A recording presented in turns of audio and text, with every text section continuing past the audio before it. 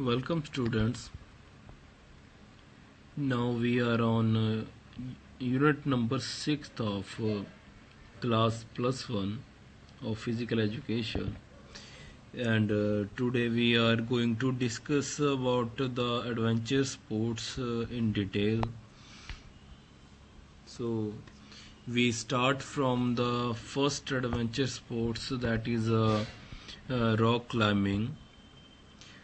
Rock climbing is an activity in which participants climb up, down, or across natural rock formations or artificial rock walls. The goal is to reach the summit of formation or the end point of a predefined route without falling. To successfully complete a climb, one must return to the base of the route safely. Due to the length and the extended endurance required, accidents are more likely to happen on descent than ascent, especially on the larger multiple pitches. Rock climbing competitions have the objectives of either completing the routes in the quickest possible time or attaining the farthest point. On increasingly difficult route, scrambling, another activity involving the scaling of hills and similar formations, are similar to rock climbing. So this is the picture of a rock climbing. In this picture you see how to climb on a rock. There are different kinds of climbing available according to the formation of rocks, according to the height of rocks, according to the formation of rocks. Rock climbing is recognized by International Olympic Committee as a sport. It is a physically and mentally demanding sport which often tests a climber's strength, endurance, agility and balance with mental control. So in these kind of adventure sports you have to prepare from physically and as well as mentally, because in this kind of adventure sports your strength, endurance, agility, flexibility, endurance, balance, all needed together. It can be dangerous sport, and knowledge of proper climbing technique is uses the specialized climbing equipment is crucial for the safe completion of routes. Because of the wide range of variety of rock formation around the world, rock climbing has been separated into several different styles and subdisciplines. Some of the techniques of rock climbing are as I say, according to the height, according to the formation of rocks, rock climbing are divided into four ways. First, that is crack climbing. Second, a face climbing, slab climbing. Fourth, symbol climbing.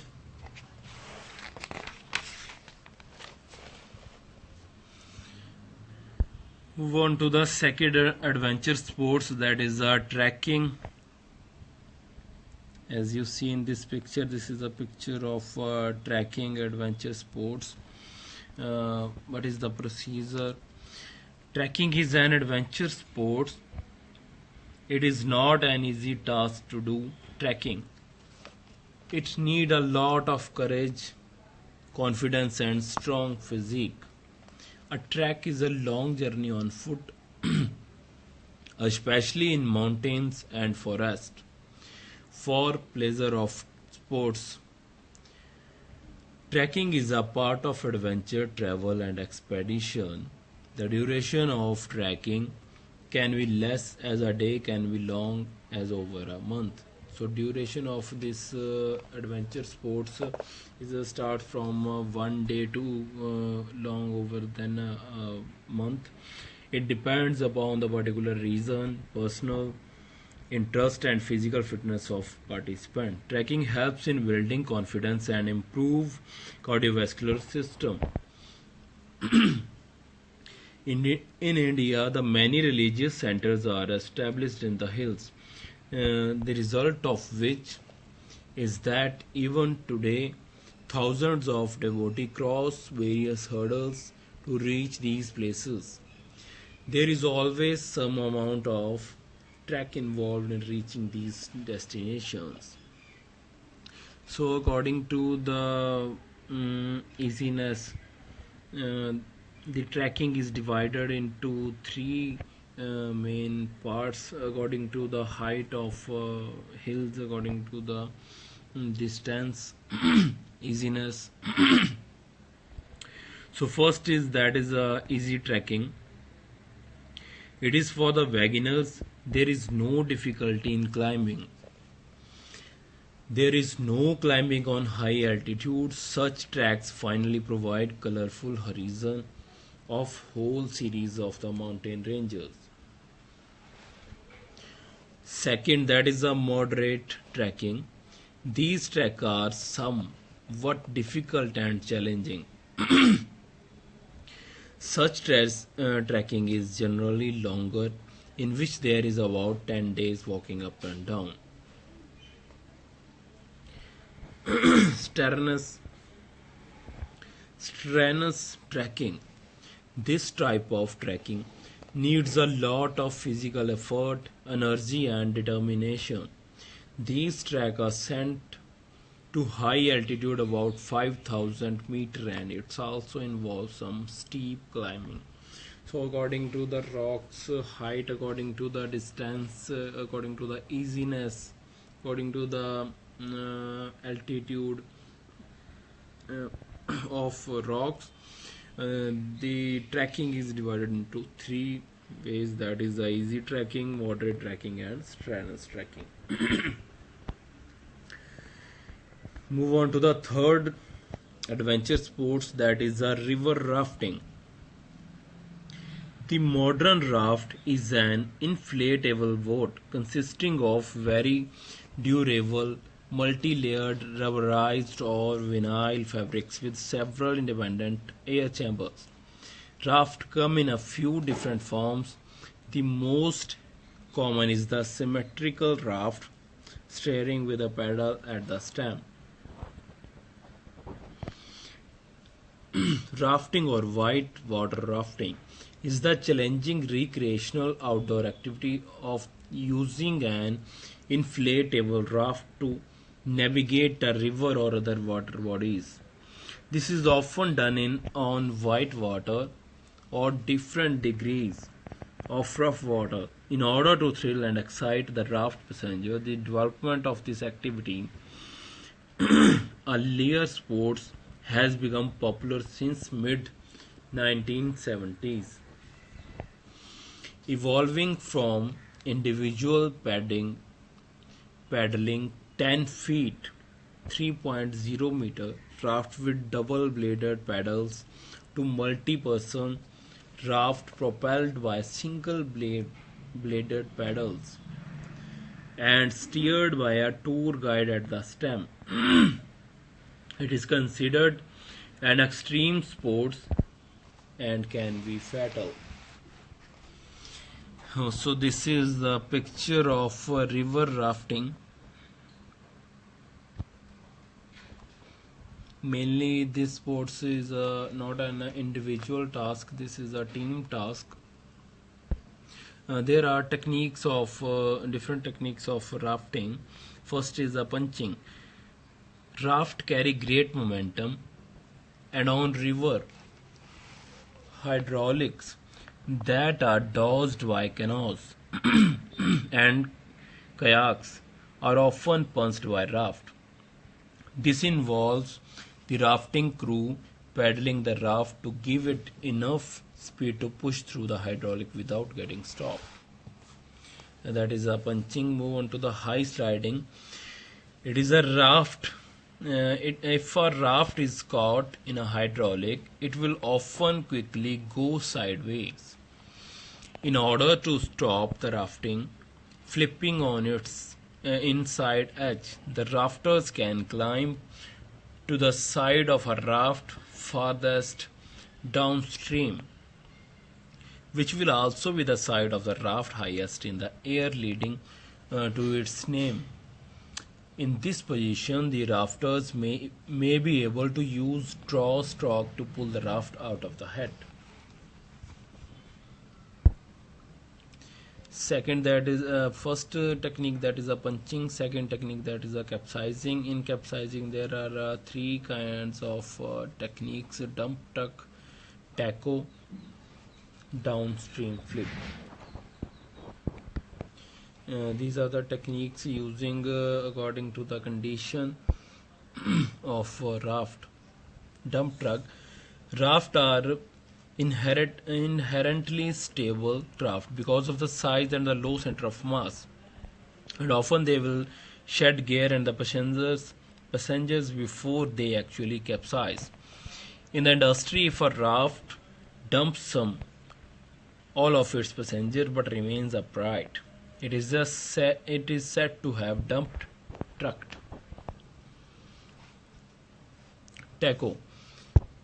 If a raft is soft and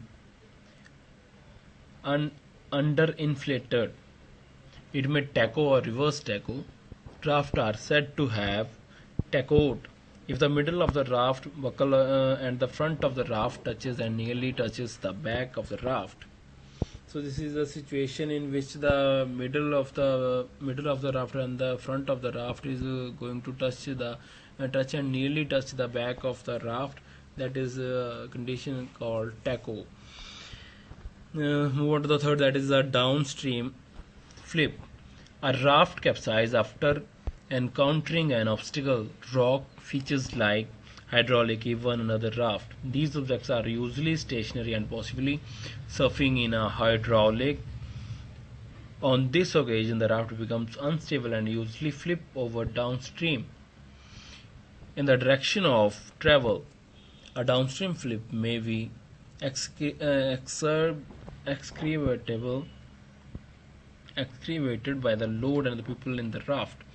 People may physically assist in the inertia of flip by pulling the boat over on the top of themselves. So these are the technique. First is the punching. In punching, second point, that is a high sliding. Second point, that is a capsizing. In capsizing, there are three conditions. First is a dump truck, second is a taco, and third is a downstream flip. Move on to the third, that is a rewriting flip line. The flip line technique is the mostly used in the commercial rafting where flips are common. The guide will take a loop of webbing that has a binder on it and attach it to the perimeter line of the raft. Standing on the top of the upside down raft, they will hold the line and lean to the opposite side from where the flip line is attached and rewriting the raft. Knee flipping. Capsized rafts that are small enough with little or no gear attached can be knee flipped.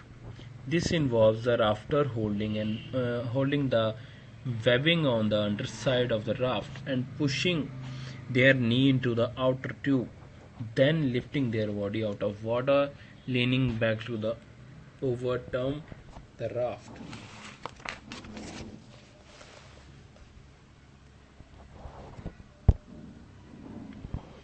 Safety in water rafting. Whitewater rafting can be dangerous sports, especially if basic safety precautions are not observed. Depending on the area, safety regulations covering raft operators may exist in legislation. These range from certification of outfitters, raft and raft leaders, to more stringent regulation about equipment and procedures. It is generally advisable to discuss safety measures with a rafting operator before signing on for a trip.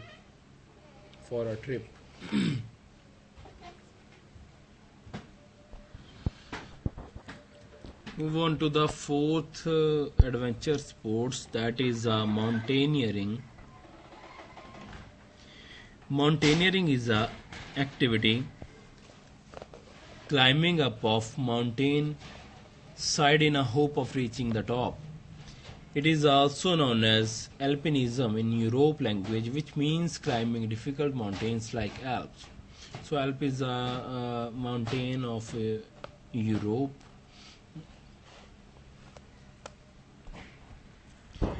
It has now become a sports hobby or profession. Mountaineering began as attempt to reach the highest point of climbed and unclimbed big mountain. Mountaineering involves many activities like snow or ice rock climbing, snow camping, backpacking, etc. Mountaineering requires a lot of experiences, athletic ability, high altitude training, technical knowledge of maintaining safely. It also requires special tools and equipment like snow climbing shoes, snow cutter, ice, axe, nails, climbing rope, clippers, bolt, pint, safety belt, climbing helmet, snow gloves, and packed food, etc. As you see in this picture, this is a picture of mountaineering sport, adventure sports. About the various techniques of mountaineering, technique used in snow, that is a compacted snow condition, allow mountaineers to progress on foot frequently. Crampons are required to travel efficiently over snow and ice. Crampons have 8 to 14 spikes and are attached to a mountaineer boot. They are used to hard snow and ice to provide additional traction.